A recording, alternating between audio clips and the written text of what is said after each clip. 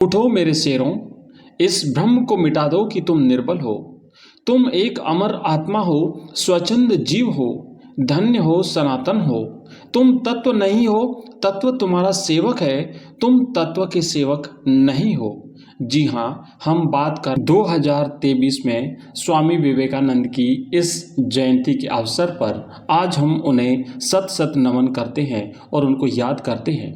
उनके बहुत ही प्रसिद्ध और जाने पहचाने कुछ वक्तव्य हैं, जैसे कि उठो, जागो और तब तक मत रुको जब तक लक्ष्य की प्राप्ति न हो जाए। आज के युवाओं की प्रेरणा स्रोत स्वामी विवेकानंद की इस जयंती पर आइए जानते हैं उनके जीवन के कुछ महत्वपूर्ण पलों को।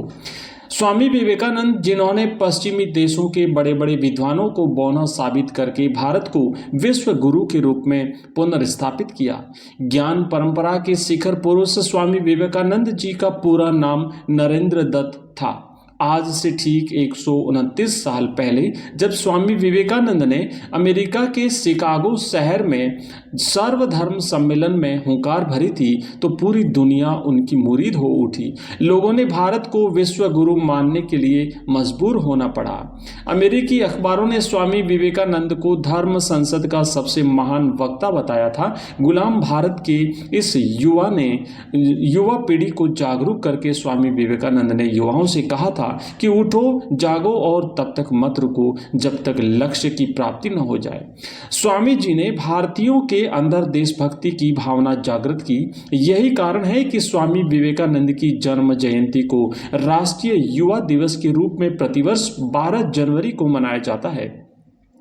स्वामी जी का जन्म ब्रिटिश शासनकाल के दौरान 12 जनवरी 1863 को कोलकाता में हुआ था और उनके बचपन का नाम था नरेंद्र दत्त। एक पारंपरिक परिवार में जन्मे स्वामी विवेकानंद के पिता कोलकाता उच्च न्यायालय में अधिवक्ता के पद पर कार्यरत थे और माता भुवनेश्वरी देवी एक गृहिणी थी।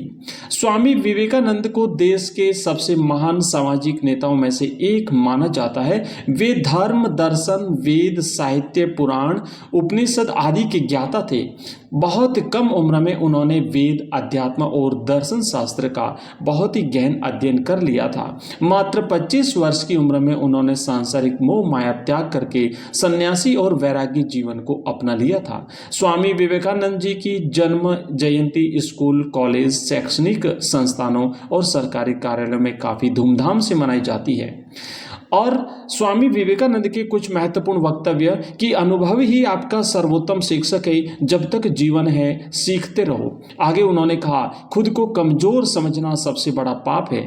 आगे कहते हैं कि ब्रह्मांड की सारी शक्तियां हमारी हैं, वो हम ही हैं जो अपने आंखों पर हाथ रखे हुए हैं और फिर रोते हैं कि कितना अंधकार है। आगे कहते हैं, दिल और दिमाग के टकराव में दिल की सुनो। स्वामी विवेकानंद वो एक युवा थे, एक ऐसे ज्योति पुंज थे जो ज्ञान पुष्प की सुरभि कुंज थे। मस्तक पर अरुणिम वो शोभा थे जो आज संपूर्ण भारतवासियों को प्रेरणा देते हैं।